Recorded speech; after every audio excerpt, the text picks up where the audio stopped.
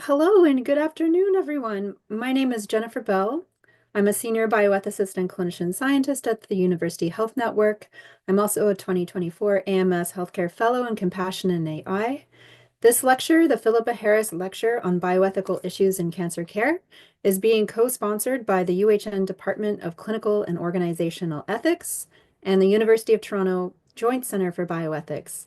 On behalf of my colleagues, I'm delighted to extend a warm welcome to you all today. This lecture is being recorded and will be archived on the Joint Center for Bioethics YouTube channel.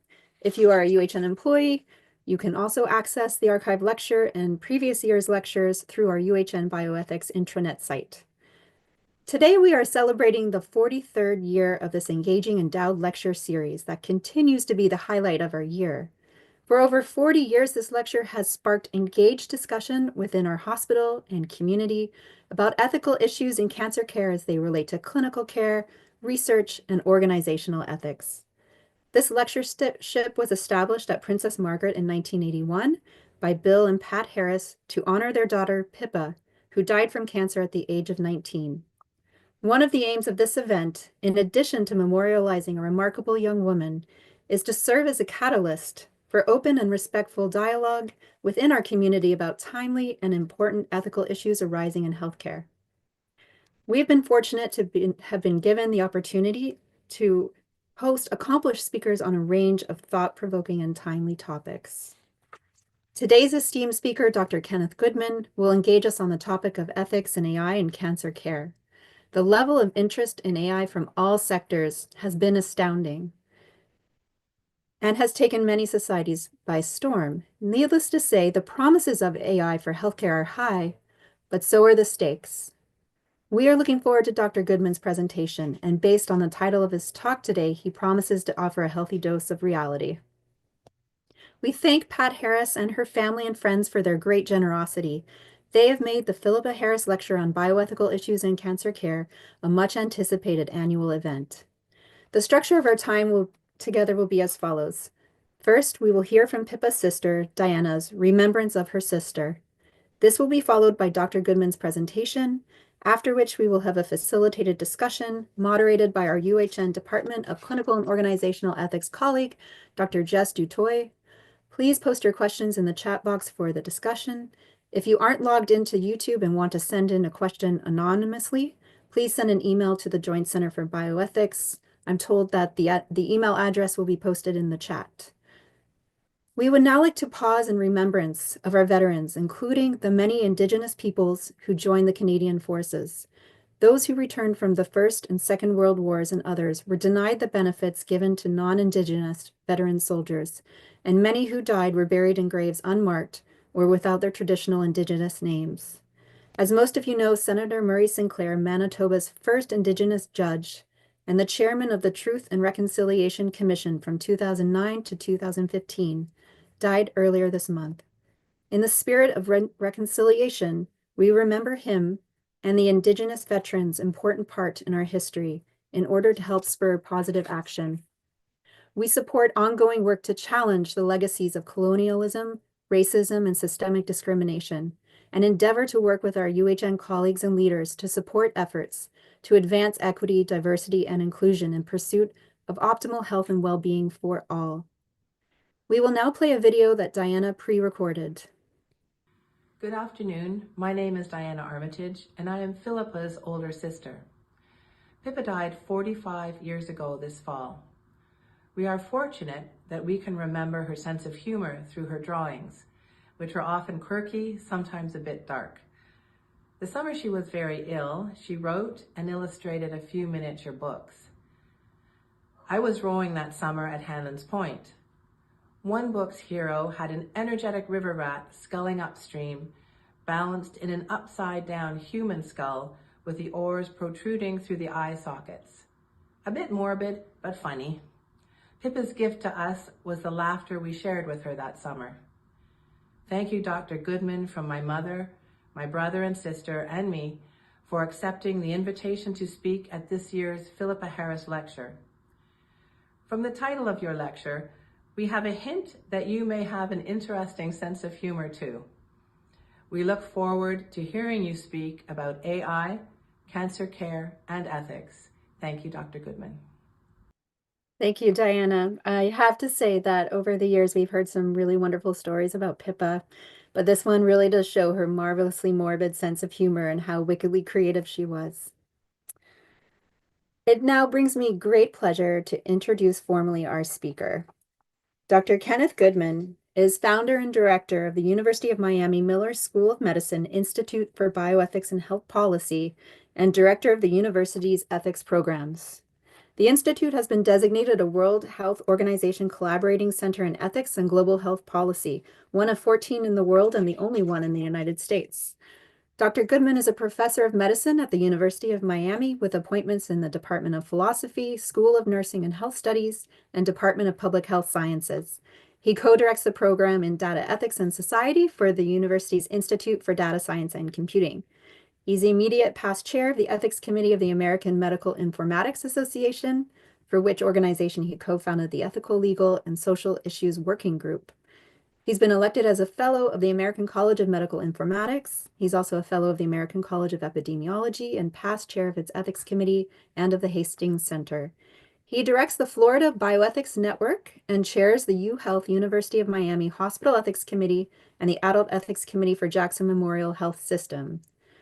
Dr. Goodman's research has emphasized issues in health information technology and in epidemiology and public health. His book, titled Ethics, Medicine, and Information Technology, Intelligent Machines and the Transformation of Healthcare, published by Cambridge University Press, identifies and analyzes a number of issues in biomedical informatics. He's edited a book on the Terry Schiavo case for the Oxford University Press, written a book about ethics and evidence-based medicine for Cambridge University Press, co-authored a book of case studies in ethics and health computing for Springer Verlag, and co-authored another volume of case studies in ethics and public health for the American Public Health Association. He has also co-authored a book on artificial intelligence, edited a book on ethics and medical computing, co-edited a volume on artificial intelligence, and published and presented a number of papers in bioethics, including end-of-life care, the philosophy of science, and computing. So without further ado, I would now like to warmly welcome Dr. Goodman to present. Jen, it couldn't be any warmer than that. Thank you so very, very much. This is an extraordinary opportunity. By way of preface, let me make two remarks, if I might. One of them is I very much appreciate the recognition of veterans in general and Indigenous veterans. We on my home planet, we don't have as many wars as you Earthlings do. But what we've noticed about a bunch of them is that you North Americans continue to rely on your First Nation people to help you win them. And that is worth recognizing in ways that we continue in North America to struggle with. The mistakes we've made and the sincere efforts for which many of us turn to Canada for exemplars to try and make things right. That was the first point I wanted to make by way of thanks. The second is it's customary when one is invited to blurt out a few things, to talk about what a privilege it is and to say nice things. There are some circumstances where the privilege is really rather quite lensed. I've learned about Pippa Harris and her life, and as I've learned about it, I've thought this is not an ordinary opportunity. This is a very, very important and sweet homage, and so I extend my warm and deep gratitude to the Harris family. I know that it's been a difficult year. I hope Pat is able to be watching us, and I send warm regards to Diana, Ginny, and Bill. Sometimes we say it's a privilege and it's a figure of speech. In this case, it is most emphatically not. It is a real honor to be able to contribute to Pippa's legacy, and I am very grateful for that opportunity. There are a few more things about that before we're done, one of which is, by way of going all emo on you, I wanted to make sure to share this. We are all able to see the slides correctly, right? Pippa was an artist, among other things, and I thought, what could be a better slide than that, and what could be a better next slide than that? This is a drawing. This is somebody we wish we could channel to capture what it is how should we say, to be mature beyond one's years when facing extraordinary difficulties. And Pippa is the embodiment of that. I'm not going to leave this slide on for very long. I'm happy to share them. That's the abstract if anybody wants to keep record. But I want to begin with a motto, because it's always good to begin with a motto. And it's a motto that I think touches all of healthcare. And I think it's among the reasons why so many of us are so, what's the word I want, excited by, alarmed by, worried about, engaged and enthralled, et cetera, by, namely, artificial intelligence. But this view, the idea that machines can help us is one that, in the history of health sciences has been around. The five senses of the doctor do still and must always play the preponderating part of the examination of the sick patient. Careful observation can never be replaced by the tests of the laboratory. The good physician now, and I should say the good nurse, now or in the future, will never be a diagnostic robot. Who said that and when? Well, that would be a Scottish surgeon nearly a century ago, nearly 90 years ago. We've been worried about the role of machines in our daily lives, not just healthcare. I was in San Francisco last week, and I purely, well, to have the experience, if you must know, got in a car that had no driver. You call it like any ride share, and I got in, and I was the only person in the car, and the wheel was doing. And so in healthcare, in transportation, in finances, in the military, you name the area of life, and we are seeing a transformation. Okay. Well, no robots. I don't think that's, well, no robots maybe, but we're already using them for administration, billing, and scheduling. We already use them in small part for diagnosis and for prognosis. We'll be talking more about those shortly. We use them for treatment plans. We use them for patient-parent communication. I will sometimes lapse between adult and pediatric care because I think that this is of plenary interest and importance. But it's worth mentioning that if there are any pediatricians here, we've learned a great deal from you as regards children not being little adults. They are special, and we need to be able to make sure that our science in addressing their health needs is equally special. My institution, we're already experimenting with AI-mediated tools that will send messages to patients over a physician's signature. Everybody agrees that we need to disclose that we're doing that, but people are already uneasy. Should a robot be writing notes to a patient? Should a robot be writing notes to a patient that a physician or nurse later modifies? Those are among the fine-grained and practical challenges that we're facing. I'll be talking about somewhat larger issues, of course, because I think that these tools are extraordinary. But nevertheless, you take the point that this is a if you will, a horse that can't see the barn anymore. And why we have an opportunity, why the ethics community has an opportunity to make contributions to the correct adoption of an exciting new technology. So if you're following this at all, even at a distance, even just in the lay media, and someone were to say to you, so what do you think about all this artificial intelligence? What can it do? What can it not do? What are you worried about? Here's what you're worried about. You're worried about it being biased. Jen's remarks about systematic racism remain as true as they ever were. By the way,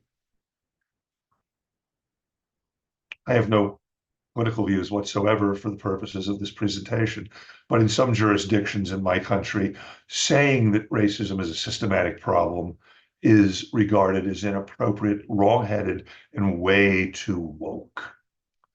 As a matter of fact, there's ample evidence, and the evidence basis for identifying systematic racism is clear, and the moral obligation to address it is therefore crystal clear.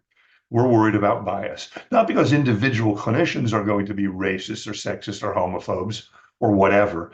It's because the hospital records that we are metabolizing for the training sets on which AI systems are tuned might not be representative of a population. And if you have a majority population, then they're more likely to represent that one. That's something that needs to be addressed. We're worried about safety. Do these things work? What is it when these machines hallucinate or confabulate?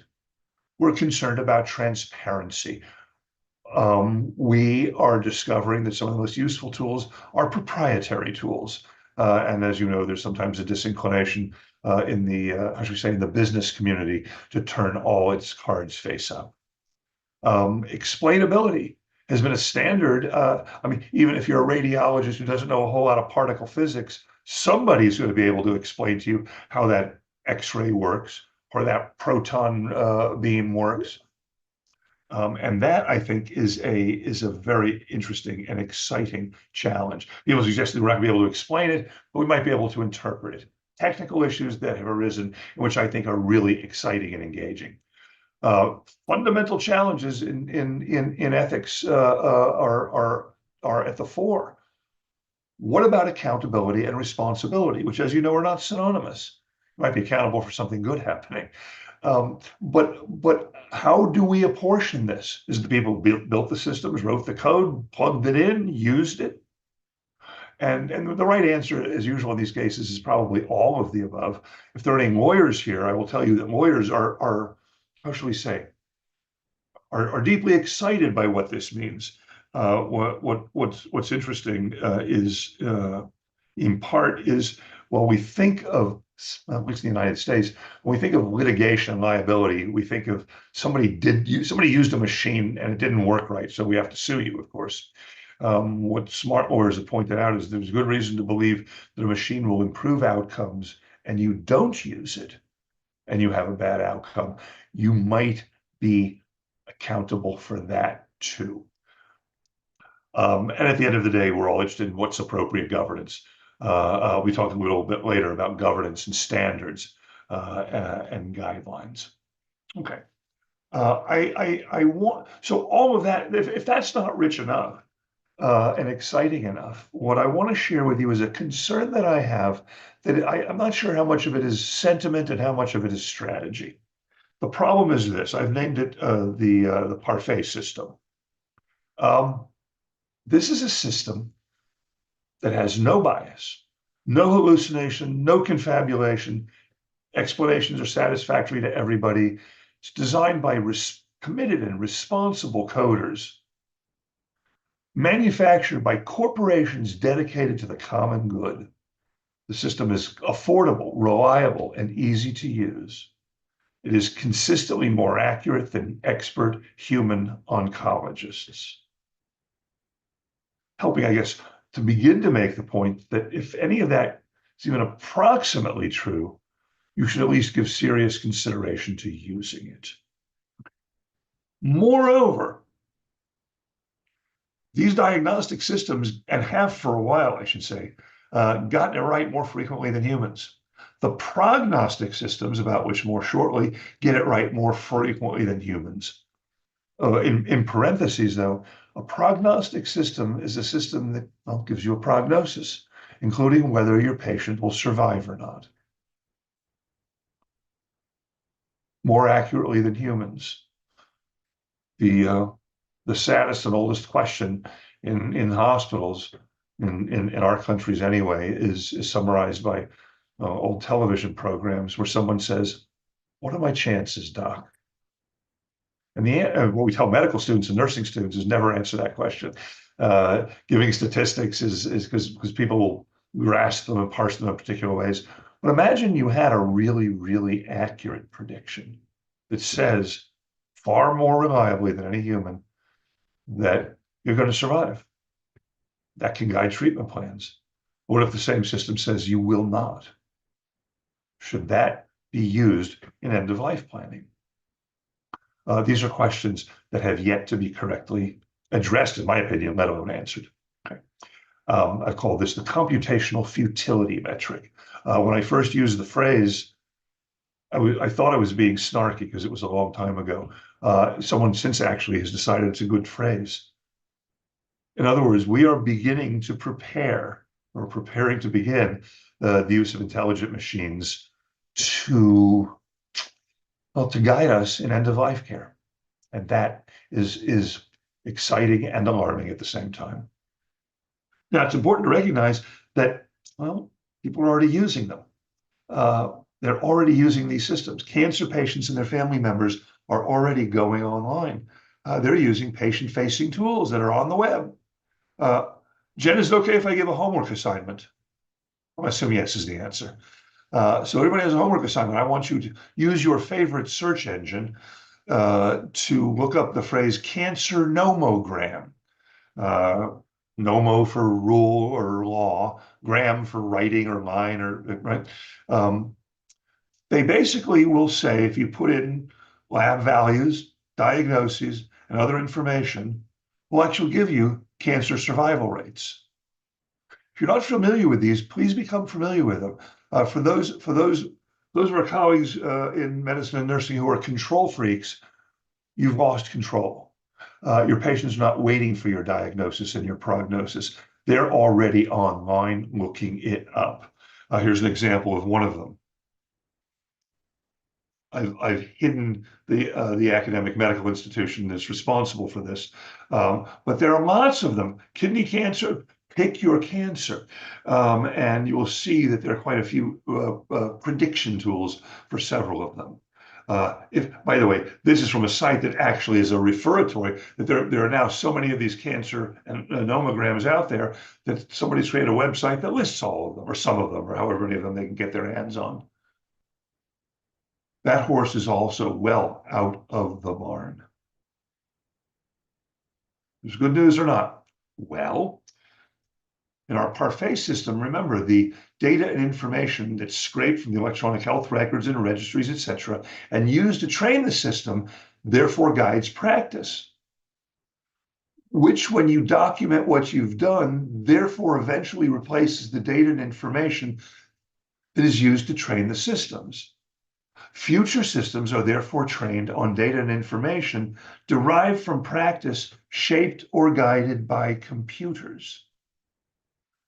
That information is used to train new systems. In other words, right now, if you look at the electronic health record, it's notes written by human experts, for our purposes, oncologists, perhaps pediatric oncologists. In 20 years, those notes are not going to be written by humans anymore, which means that the training sets and the way that we metabolize, gather, and process information will, one of these days in the not too distant future, be based not on human observations and analyses entirely, maybe at all, but based in part on what the machine has recommended with the outcomes. In other words, it's almost Heisenbergian because we are actually altering the system we are seeking to study. Now that can be good, or not. In the meantime, and this is the good news, better than humans is usually a good thing. No offense to humans, but we know that humans with tools are better than humans without tools. We've known that for a couple million years or so, I reckon. But those tools tend to be imperfect, usually because of humans. And the more we look, the more error we find, if not uncertainty, or uncertainty, if not error. There's a cartoon that captures this. Chuck Friedman captured it this way. The brain plus the computer is better than the brain alone. We've known this for a while, and the ethics community has been aware of this. The history of contemporary bioethics is shaped by new technologies in end-of-life care, by transplant science. Fast forward, by the way, from transplant science to extracorporeal membrane oxygenation and left ventricular assist devices, or bridge to translation, which in some jurisdictions are now called destination therapy. Next year, we'll talk about unintended consequences of the adoption of new technology. But you see the point.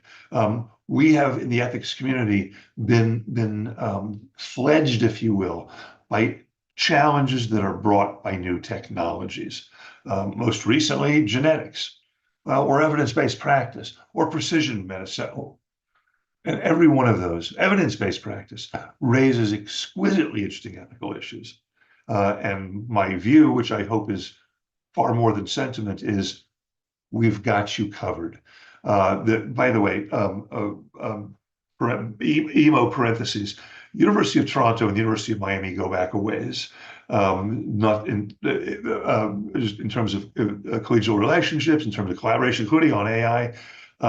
We go back a ways, and the leadership that Toronto has shown over the years it's been a model for me. By the way, the University of Toronto was the world's first collaborating center in ethics, the WHO. So the rest of us are all Johnny come lately. Okay, is it perfect? Not yet. I want to say unkind things about your species. Once again, on my home planet, we're much more highly evolved than you humans. Scraping the internet is not a metaphor. You're actually scraping it. The details where you get real answers, where analysis that produces real insight that humans traditionally have done is not something that can generally be scraped. I'm worried about what is it we're missing, or what is it we will be missing in the future. Are there any biostatisticians here? You will appreciate this has been a problem in biostatistics for a long time. If you don't know the word, it's a charming, sounds like an ordinary word, which actually has a very important meaning in biostatistics, namely missingness. Missingness sounds poetic to me somehow, but you know exactly what it means as soon as you hear it. While you're doing your statistical analyses, what data do you not have that you wish you did? And are you able, in a cancer trial, to say, we're actually going to wait for another 10 years to find out, to answer those questions? The answer is no. You're going to play with the cards you're dealt and know that you are making decisions under uncertainty. What I call meta-correlation, namely extremely well-documented correlation between and among all these different studies, as we realize their inadequacies individually, and the fabulous statistical tool of meta-analysis still does not establish causation. The philosophers in the room will appreciate that repeatedly seeing an event gives you a pattern. It might not necessarily identify the cause. The early prognostic scoring systems were like this. They were really accurate for a short while. And by the way, if you always followed their advice early on, you would, in fact, alter the corpus, alter the electronic record, alter the body of information you have about patients, such that it would, thus altered, be used by future computer programs. Okay. But we're used to error and accuracy. I'm not going to read anything on this slide. I'm going to pause and let you read it. If I could hear you, I know which ones you're laughing at the most. I will shortly share with you my favorite among these. I don't apologize for any of them. These are examples of sentences that I have taken from various electronic health records, not necessarily at my institution. Okay, not necessarily not either. As you're reading these, you are reading the raw material that is used by artificial intelligence programs.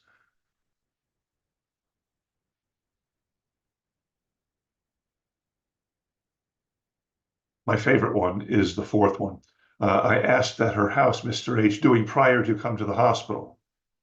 Yes, that is totally incoherent. Okay.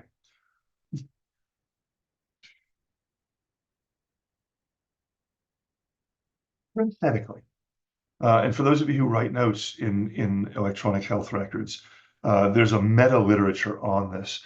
The meta-literature addresses problems, for example, related to copying and pasting. In my institution is a common phenomenon. We try and disabuse trainees of it until they see their senior mentors doing it.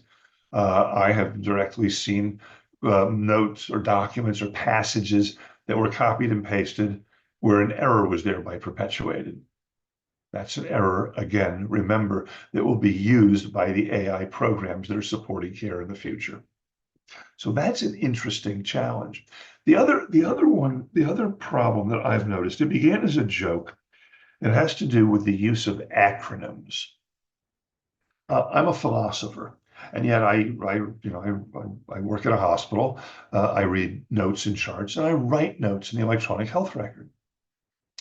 And I would regularly make notes of, make a log of acronyms I didn't recognize. And for the longest time, I said, well, you went to a different school, Ken, or you missed those days in school where those acronyms for medical terms would be made plain to you.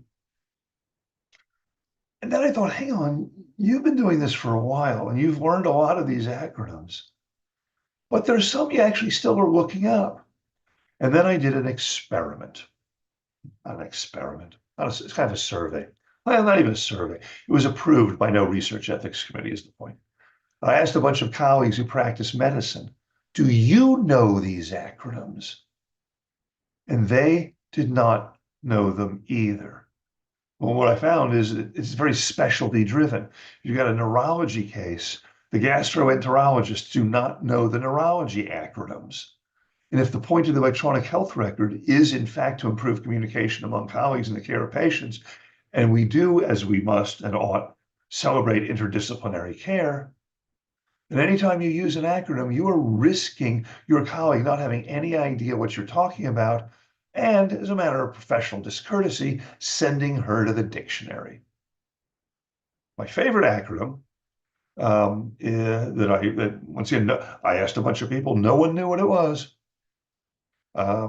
is no BLT, B Baker, L lettuce, T tomato. No, it's not a lunch order.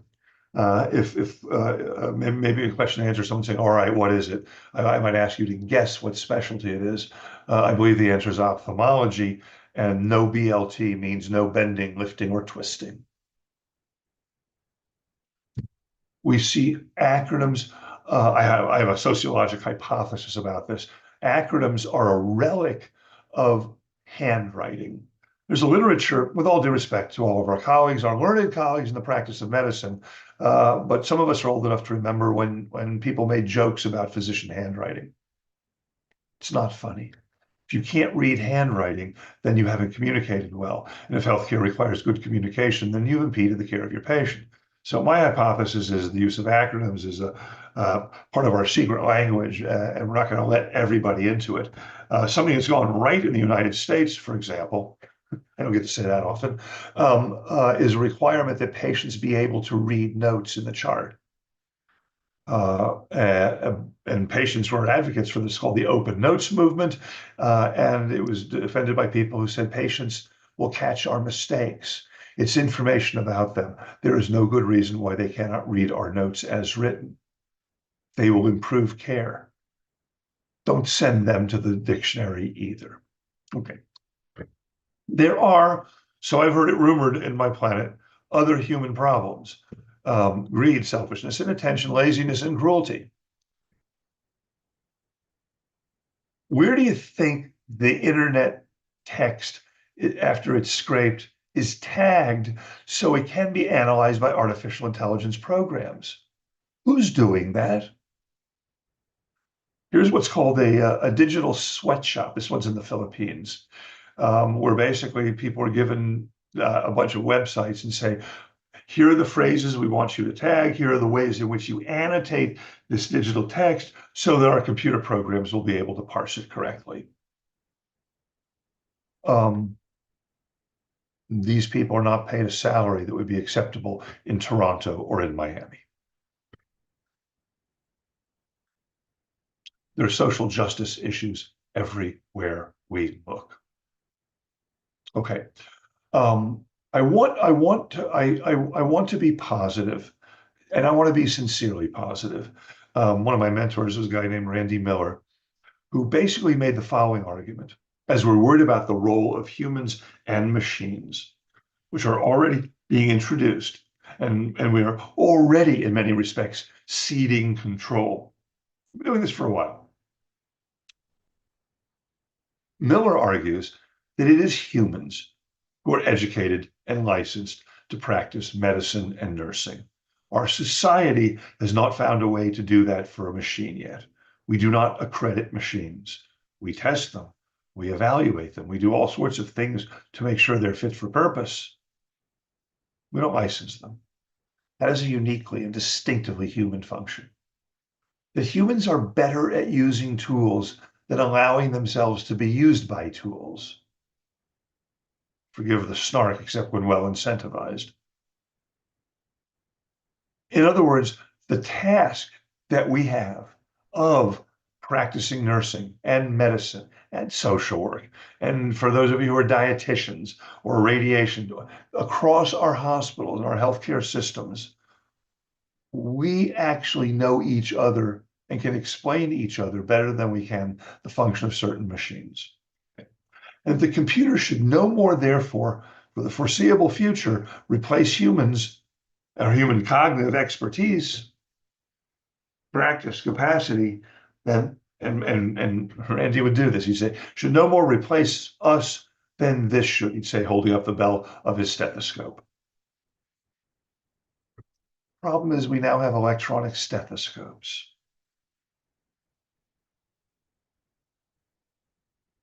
What in auscultating a heart can you do today, but which you think in 40 years, recent medical school graduates not only will not know how to do, but they won't need to? Let me address that in a second. So what's the stance? What's I keep going back and forth on you about being positive and negative. This is positive. This is that we are going to rule our machines and they will improve cancer care. The idea behind it, not particularly a deep thought, is progressive caution. We're dependent on computers, which are imperfect. It can be blameworthy, as I earlier suggested, not to use a tool that improves cancer care. That's the core tension here, and why it makes this such a powerful opportunity for demonstrating the utility of the bioethics community. That's a difficult tension to resolve and always will be. Every clinician will wonder, what tool should I have used? Even as we bemoan the fact, I'm not a physician, but there are physicians of mine who will sympathize with the following statement. You can do a diagnosis in 90% of your cases simply by doing a physical exam and taking a really good history. This has actually been something known to medical science for, well, a long time. Hippocrates, parentheses, it's not clear there really was a Hippocrates. Historians think that maybe he was a mashup of a number of other physicians as students. What we have in what's called the Hippocratic corpus may have actually been written by students of several different physicians. One of whom is quoted as saying, if you know about your patient's life and health, you'll be able to give accurate diagnosis in overwhelmingly many cases, right? Know your patients, know how they live, acquire the kind of knowledge that humans acquire about each other. That's powerful. I have a particular affection for the medieval physician Paracelsus. Paracelsus. That's other homework. Look him up because he was a fabulous character. He was a physician who had a lot of patients from the Silesian coal mines in Northern Europe, and noticed something interesting about them. The miners tended to have respiratory maladies more frequently than other people. Yeah, right. He is sometimes called the parent of occupational health and medicine. Paracelsus was a character, of course, because well,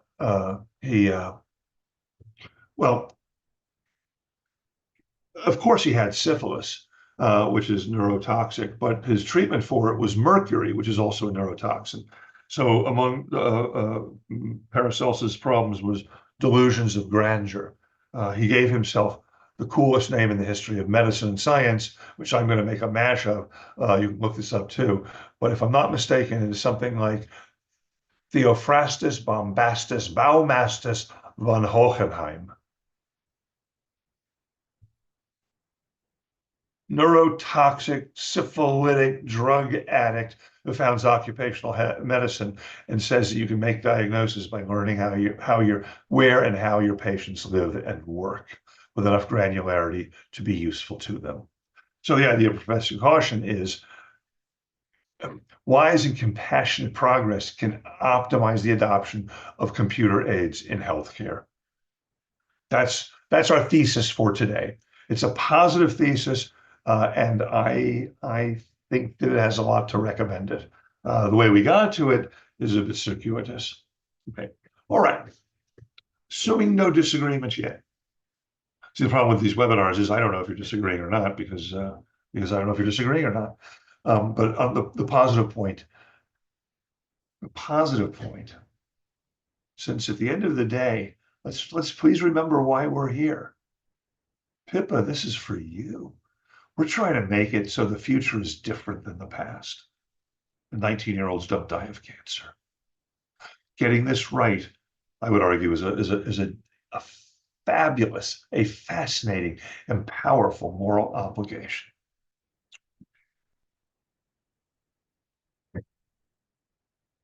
All right, so we're making progress, but it tends to be one step forward and quite less than one step back, right? The progress is wickedly slow, as it is in biomedical science. Pardon me. I am worried. I've gone to great lengths I try and people think that when people do ethics are like professional worriers, which I suppose is true, but I don't like the characterization. Um, I uh, I'm not sure the best approach to take to that. But nevertheless, while we're worrying, I gave an example earlier. What happens if nursing and medical students don't really know how to auscultate a heart anymore? Because the electronic stethoscope gets it right for them every time. Does that matter? What if the loss of human cognitive engagement leads to better outcomes? This is what we're trying to prophylax against now. This is sort of if Goodman's blurted out anything useful today, he's about to undermine it. What if it all works better than us despite our sentiments? Now, this is the long view, and the most important phrase I used earlier was for the foreseeable future. But I think we can own this, and I think we can make sure that this ancient practice and ancient profession continues to thrive, not out of sentiment, but out of evidence-based realization that the practice of nursing and the practice of medicine are always going to be better when humans are involved. Okay. What if our electronic health records and cancer data sets are wholly supplanted by data and information generated by ever diminished human decisions? Is this your friendly neighborhood epistemologist or philosopher who studies not theories of knowledge? Or is this, we do this all the time. Every technology changes what we know about the world. Does this one matter? And if so, how do we get ahead of it? Does it matter and why? Students, Jen, can we give them a couple of weeks for the essays? I want to think this through carefully. So 2 weeks from today at midnight. All right.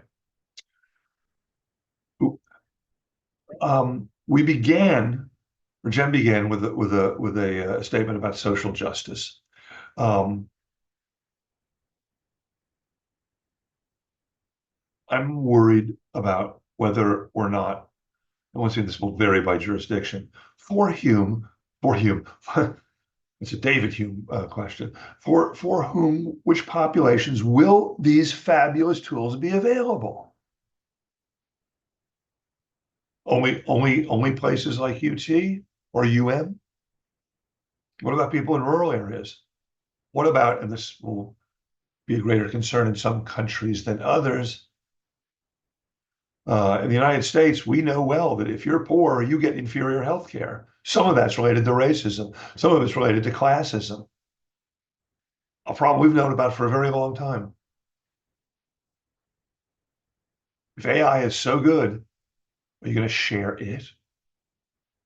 I compare in that regard what a good job we did with research in low-income countries, or for that matter, what we did with COVID vaccines in low and middle income countries. We knew about this. We saw this was coming. We knew this, and we knew this, by the way, thanks to H5N1 a quarter of a century ago, and documents prepared by, you guessed it, the University of Toronto. How shall we manage scarce resources and make sure that in doing this allocation, we do not perpetuate disparities? We knew it. Then along came COVID, and how did North America and Europe and affluent Asia respond? Not in a way we would want.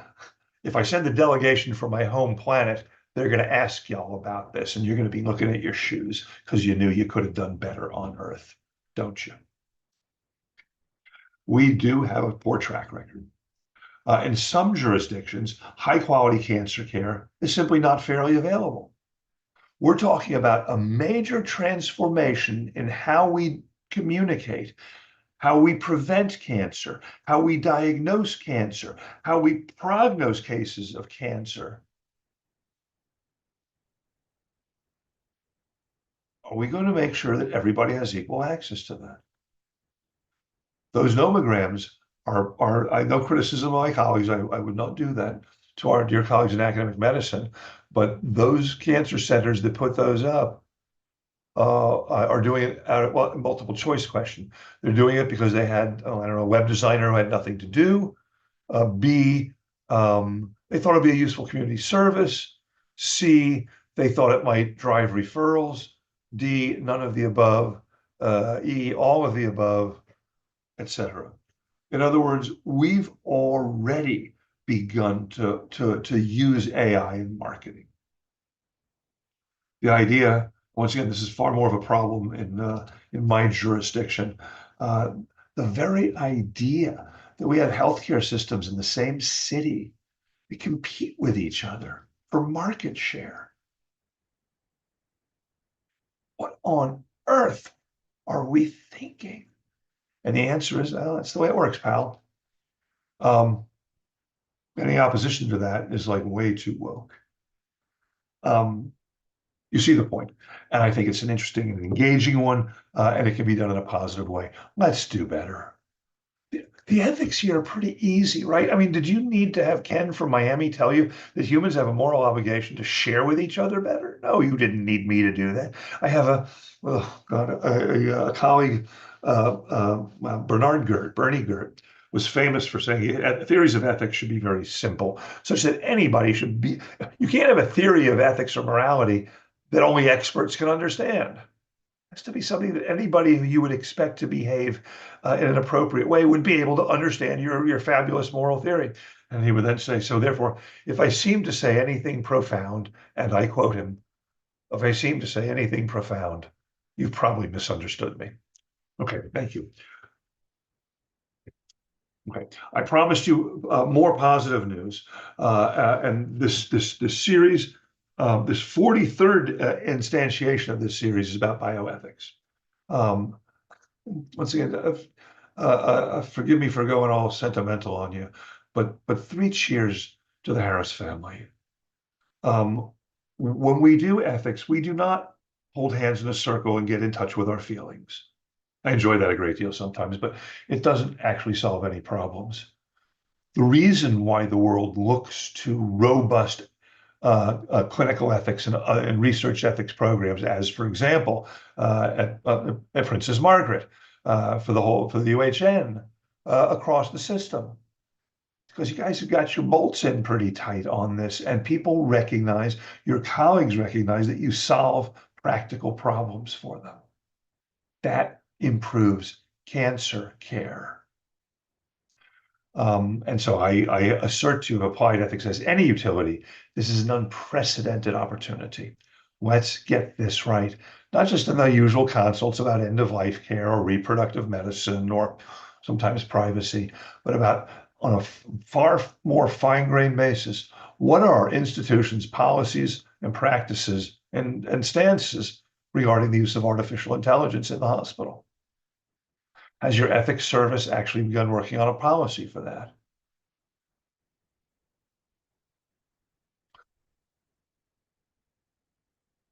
There's a paper there for somebody who wants to write it. Then we survey a bunch of North American hospitals and find it be very simple. Here's how many are working on this. Here's how many have completed it. Here's how many plan to work on it one day. We have a concept of a plan. And what I think you'll find is most places have no idea how to begin. First, ethics workers need to learn about computing. Ethics workers is forgive me. I'm a philosopher. I'm Jenna, what do y'all call yourselves there? I'm quite literally unable to pronounce the word ethicist. It makes my tongue do stuff that I find troublesome. For instance, let's not call it a better phrase is ethics workers, which is a little chortle-worthy. Thank you. I used to work in an artificial intelligence laboratory in Pittsburgh, right? The reason why this has been of interest to me for so long is that when I was Carnegie Mellon University, I was no good at any of it, right? I tried to learn how to write code. I tried to learn how to write code. I was terrible. But I learned a lot about artificial intelligence many years ago. I wouldn't be able to understand code now, so this is advice to me too. The point is, we need to do a better job learning about the science we're helping support people on. A lot of my colleagues are pretty expert when it comes to genetics now. They're pretty expert when it comes to cardioelectrophysiology as regards how to resuscitate someone or not, as appropriate, and so on and so forth. We need to make computer science part of our stable of skills. Okay. We also need to be looking at contracts. Electronic health record companies will probably, in fact, you ask what EHR do you use, and could you see a copy of their contract with the university? And you will be told we're not allowed to share a copy of that contract with you under the terms of the contract. Oh, I've tried. I'm not at UT, but at UM. That's interesting, right? Institutions, research ethics committees or IRBs at UT have access to confidential information all the time. Fabulous new molecules, great study designs, wonderful new patented or patentable things. And you keep those, and you keep that secret. That's proprietary information. You do a good job with that. We need to adopt that model for electronic health records. We need to be able to look under the hood, in my opinion. Okay. And then we need credible education. I have to go to the annual compliance workshop. They call it training, by the way, which really bugs me because in my nomenclature, you educate people and you train animals, but I've lost that battle. We may have far more of this in the United States than you all have to deal with, but I'm always enjoying mandatory online educational opportunities, and most of them are not particularly effective. If we're going to educate our colleagues about appropriate uses and appropriate users of artificial intelligence systems, then we need to do a better job educating them about how they work and about appropriate uses and appropriate users.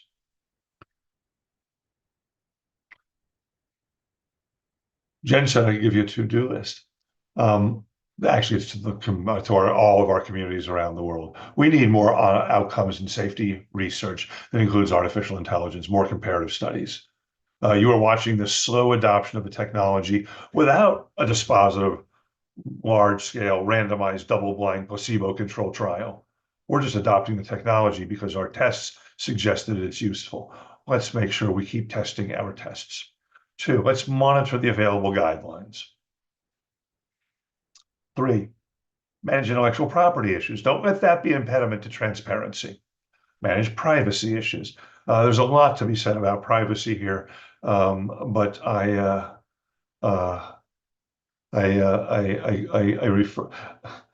quote 2 of my colleagues. One of them, Richard Bookman, said,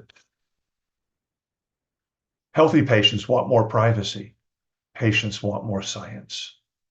And I quote, many of you know our dear colleague Eric Meslin, formerly of Toronto, who was on sabbatical in Australia and did a couple of pieces there where he did surveys and found that most ordinary people, if you ask them, say, yes, of course we thought you were using our information without identifying us for the sake of the common good. Most ordinary people, despite what you are hearing, actually, I think, value that. Require sharing and broaden our remit. Ethics services need to step up and they need to be included, in my opinion. I just hear a couple of links to different guidelines. The one at the very bottom is because I have poor impulse control, started keeping a repository of these. There are now quite literally hundreds of guidelines for AI use.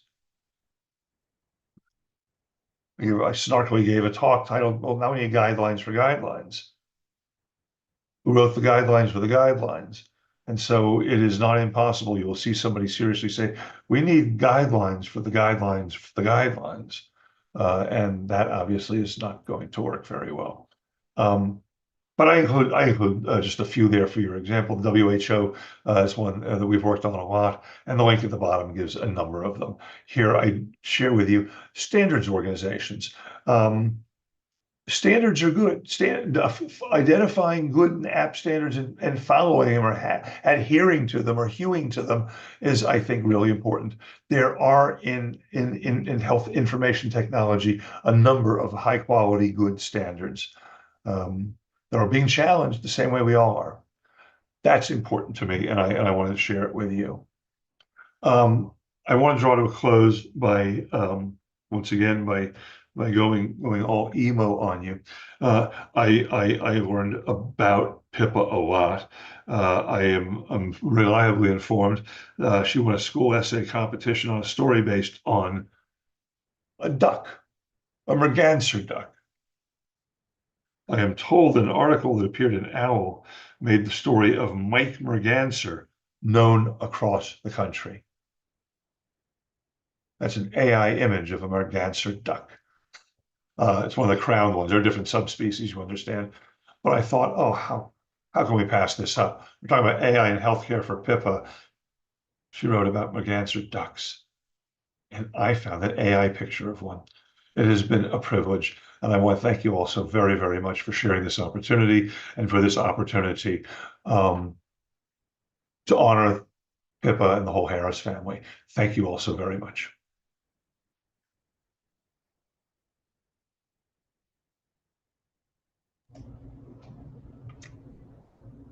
Thank you, Dr. Goodman, for that very thoughtful, warm, engaging, and accessible talk. You've certainly presented us all with some hard problems, and we, in response, have some hard questions for you that have come through from some of the audience members. Jess, we didn't agree to hard question. The first question is,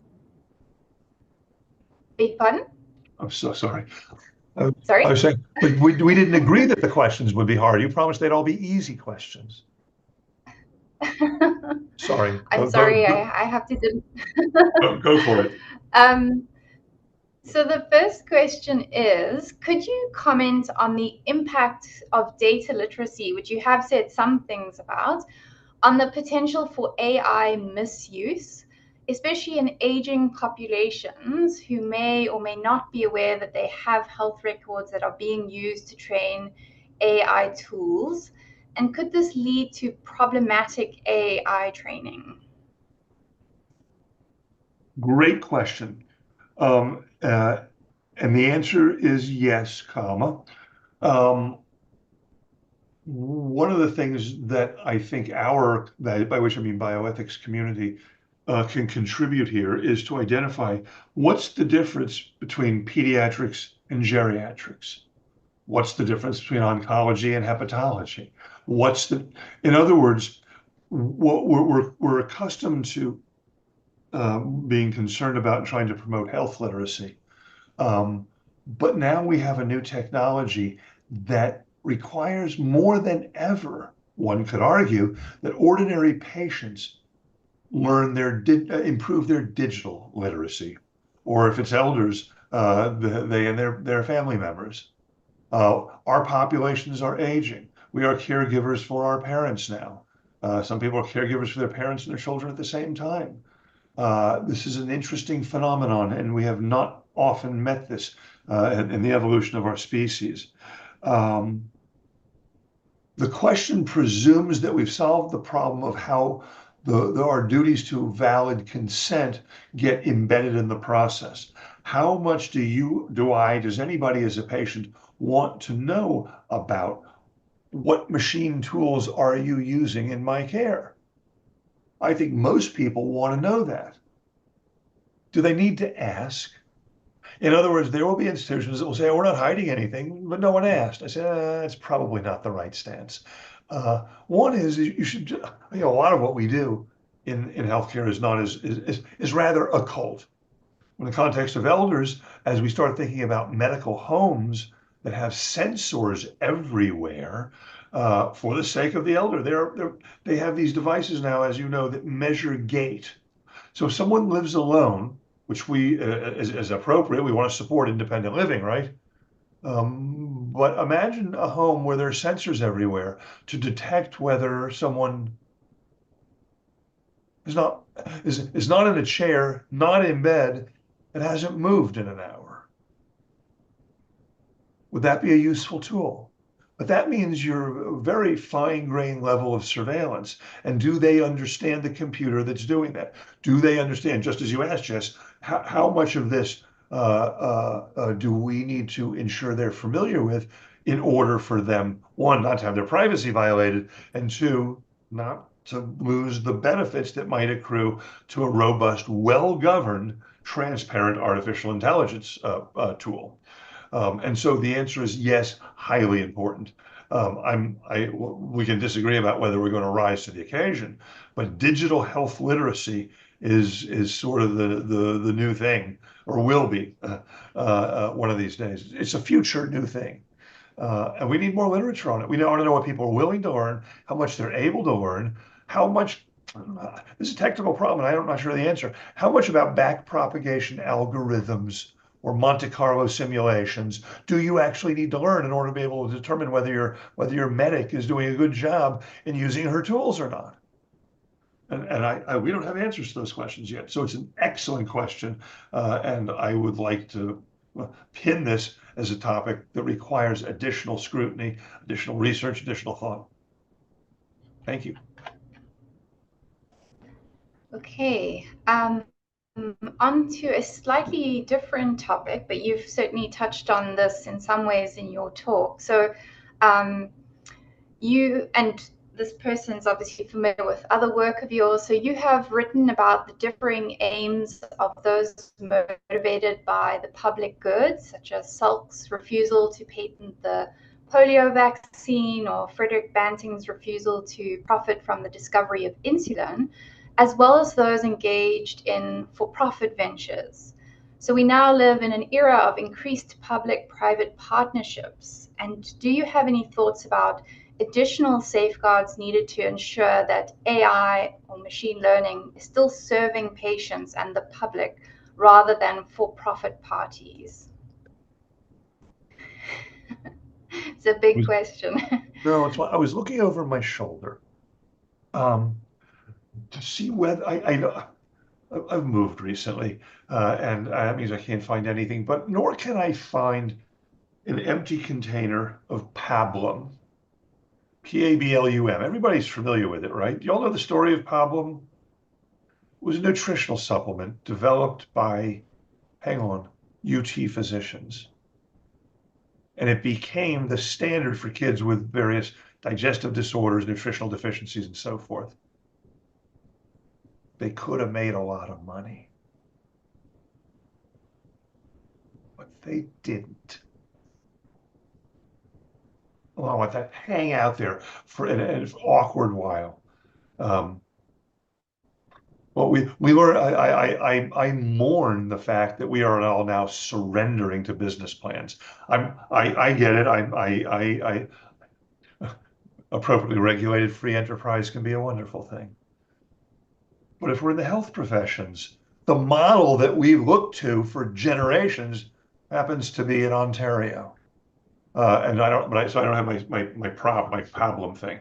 And thank you for mentioning insulin, by the way. Yes, I've been there. So I hope the exhibit is still there in the hospital lobby about the discovery of insulin.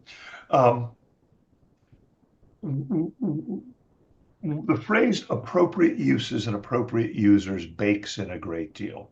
Once again, I don't mind anybody a chance to acquire vast personal wealth from the misfortunes of sick people. That's the leaky American model now that's undermining healthcare systems around the world. But if we can make it work, why then that's going to shape what's an appropriate use and who's an appropriate user. And so I would argue, and I hope I'm being responsive to the question,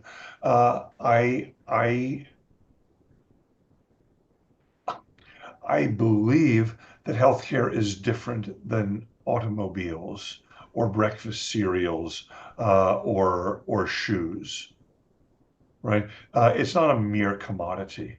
And therefore, it always needs to stand aside as something that civil society provides for its citizens independently of their ability to contribute. That can't be controversial if we're going to get this right. I don't think that's controversial, is it? I mean, if someone were to say to you, yes, that's of course why I became a medic. My goal in life is to acquire personal wealth from the misfortunes of sick people. What's wrong with that? What's wrong with that is it flies in the face of 2,000 to 3,000 years of tradition, medical practice, and moral standards. I appreciate the fact that's hard to sustain, right? I mean, this is really, really difficult. It's difficult in my country. It's difficult in yours. It's difficult in Great Britain. We're finding real challenges maintaining functioning healthcare systems. I don't know if you just saw who was appointed in the United States or who's about to be nominated to be head of Center for Medicare or Medicaid Services. For your own mental health, avoid following news from Washington for a while. I'm not licensed to practice behavioral health, but that's my free advice to you. The healthcare news, the news out of Washington in general, but certainly as regards health and human services, is, how should I put this? Breathtaking in its kooky toxicity. I hope this is being recorded. So did I answer the question? I think that I'm sorry you had anything else that I've ever written inflicted on you, but I think that kind of consistency, I'm hoping to evince that kind of consistency. Some of the ethics stuff is really easy. Share. If you have a skill, then share that skill. In civil society, we build great institutions. Princess Margaret Hospital being one, to provide just those services. We need to find a way to make that work. Civil society requires it. And there's absolutely no reason I have to flatter you or do any other such thing. But I can't tell you how I've been saying this for a very long time, is how much my compatriots need to learn from Canada when it gets it right. Because we so often do not.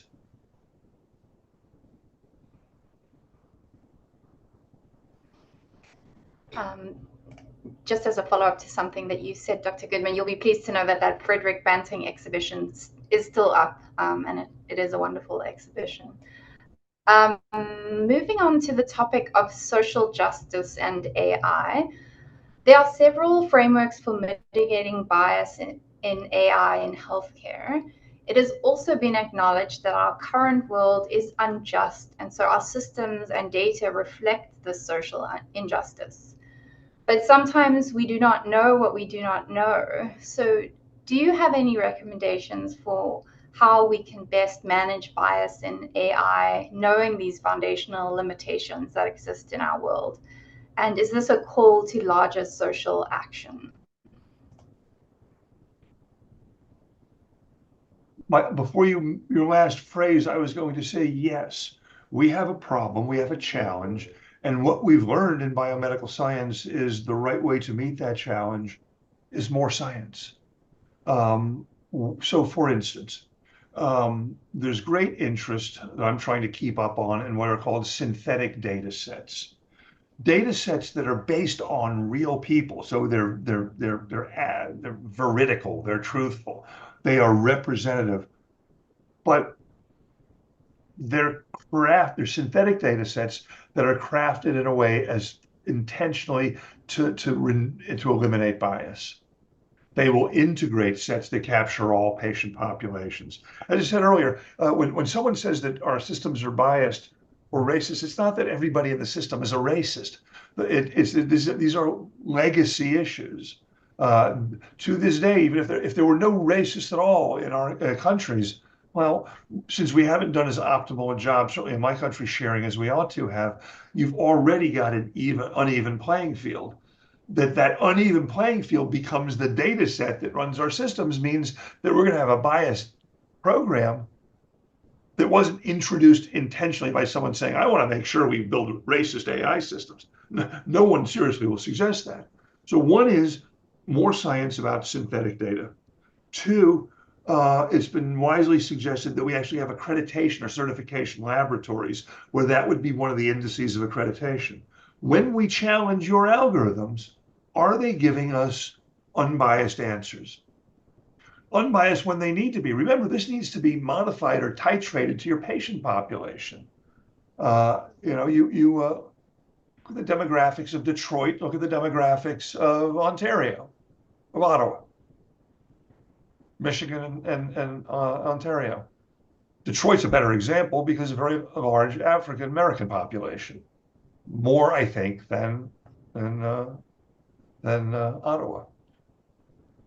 You don't want to lose those data, right? And so how do we make it represent?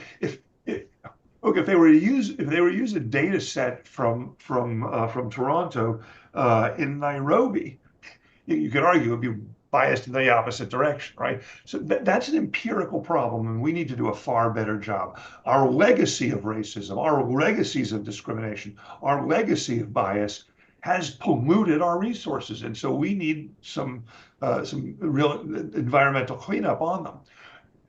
And we can do that, I think, through being mindful about this. There's a whole movement about how to do documentation properly that does not perpetuate bias. We're struggling with this about the role of race in medicine, and when and whether or if at all it can possibly be salient.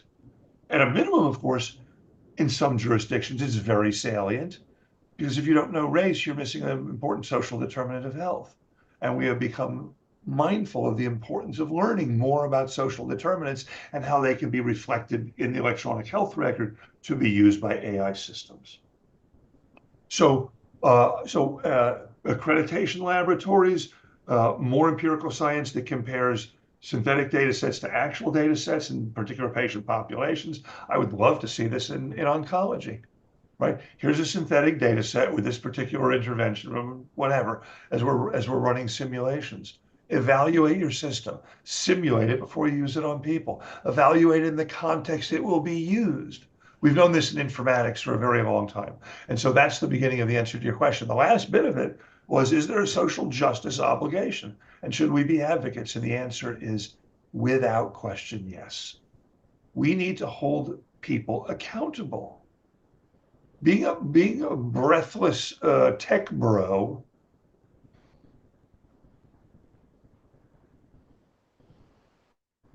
you can't even make a passing remark without it suddenly summoning some major contemporary current event.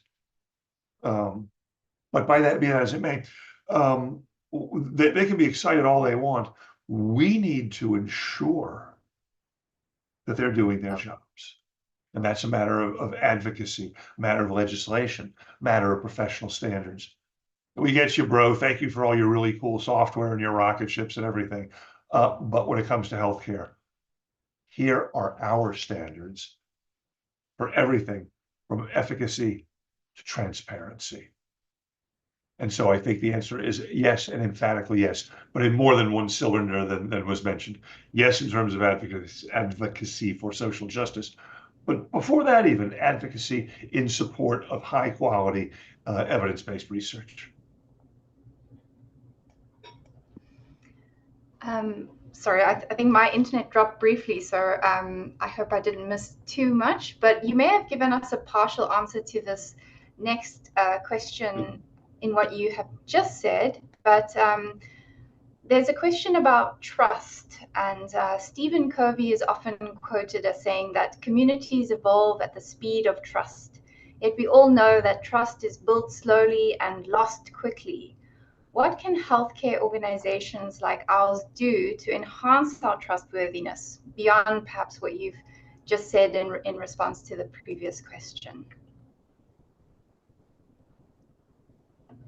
If you look at the history of software engineering ethics, by the way, that is one of the best quotes in the world. We do move at the speed of trust, which sometimes means we're not moving at all.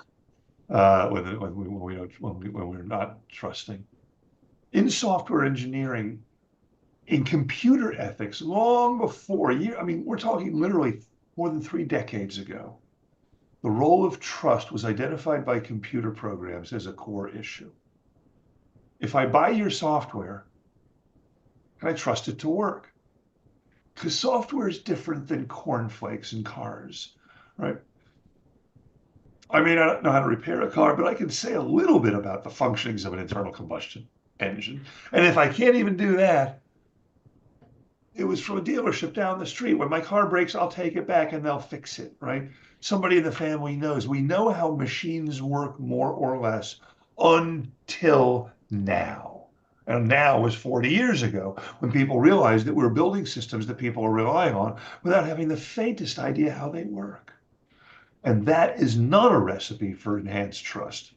And then when something goes wrong, so for instance, those contracts I mentioned with electronic health record vendors, as I said, those contracts are private. They can't be disclosed. One of the things in them, however, we've learned that can't be disclosed is if there's a mistake or a problem that you discover, you have to report it to us first at headquarters, not to your colleagues. That's an interesting requirement that goes against 2,000 years of tradition in medical science. That will not engender trustworthiness, right? So where do we go from here? The answer is more actionable transparency. I hate that word actionable. There must be a synonym for it, but it's become part of our parlance. I apologize for it. Not just transparency because we're having a touchy-feely moment, but transparency so I can see your cards. We're not playing cards. I need to see what you're holding in your hand. I need to see how the software was written. I need to see whether or not people who wrote it were conflicted and how they were incentivized. I need to know what their instructions were. I need to know whether or not there's some algorithm that is put in that you have not adequately tested yet, which someone was clamoring for, right? This is computer science applications and industry magnified 1,000,000 times, because what we've learned before we were ever using it to come up with programs to practice medicine, we were using it for lots of different functions without understanding them. And so computer scientists themselves said, people don't trust us. We need to make sure that they do. It's good for business, by the way. I mean, even the most craven capitalist among you, I think yes, God, Zoom is emulating my gestures. You hold up your hands in front of Zoom. It will actually sometimes have an electronic hand that follows you. Oh, Jess, there's a robot monitoring me now, right? Anyway, like most professions, they feel a sense of responsibility for their work. Have you ever been frustrated by computer code that requires you to click on stuff and go here and it goes back in a loop and all that? For example, on your phone, wherever, that's not there because somebody left code out. That's there because somebody put code in to get you to have to see the same message repeatedly before you decline it. Do you click on the cookies and ask which ones can be used? What's the least we can do to give up control of our software. that does not engender trustworthiness. So we're going to need to see some wholesale revisions in the business model if we want to go forward and not just have systems that are better and improve care, but have systems that are better, improve care, and that patients and clinicians trust. And right now, the track record is not a good one because all of these deals, these contracts, these requirements, these tests, and everything else are not transparent. There's a problem in political economy. I've actually spoken to leaders in electronic health record companies, health record companies who say, we're in the group that says, please regulate us. We want the government to regulate us. We want standards to follow because otherwise everything we do could be wrong. We want our competition to be regulated, and we want to be regulated the same as our competition. The same way y'all regulate doctors and hospitals, and for that matter, motor vehicles. Right? Would you really want to have higher safety standards for cars than you do for diagnostic and prognostic expert systems, which are adopted, plugged in, and used simply because someone got a good price on one? We need to do a better job being mindful of the importance of trust and trustworthiness. Otherwise, well, otherwise what? I think it's a very, very important point, a very important question, and I think it means it's all hands on deck. We need, as a matter of social justice, by the way, conflate this a little with the last question. We need to be ardent, insistent, passionate advocates for making these systems more trustworthy. And that's not controversial, is it? I think that's pretty straightforward. That's the beauty of ethics when at its best. We get to say the obvious. I get to say the obvious, and people make the mistake of thinking I'm smart. Dr. Goodman, I'm jumping in because I'm realizing we're getting close to time and I really want to have the opportunity to give thanks. So for all of you, it is time to draw the lecture to a close. First, we would like to thank the Harris family for providing our community with the opportunity to have these important and timely discussions about ethical issues that impact cancer care in memory of their incredible daughter, Pippa. We would also like to thank our speaker, Dr. Kenneth Goodman, and we know he traveled very far from that other planet today to be with us, and we thank him very much. It's clear that your depth of knowledge on the topic is vast, but what also is clear is that your storytelling is equally exquisite. So thank you. You've left us with foundational questions as well as a cautious optimism for moving forward. At least that's my take. And on behalf of all of us, I want to thank you for taking the time to be with us today and sharing your expertise. And also thank you everyone who was able to join in, whether that's live or whether that's viewing this in the archived version. We thank you for your engagement and for all of the questions. So without further ado, thanks again, and we hope all have a good day.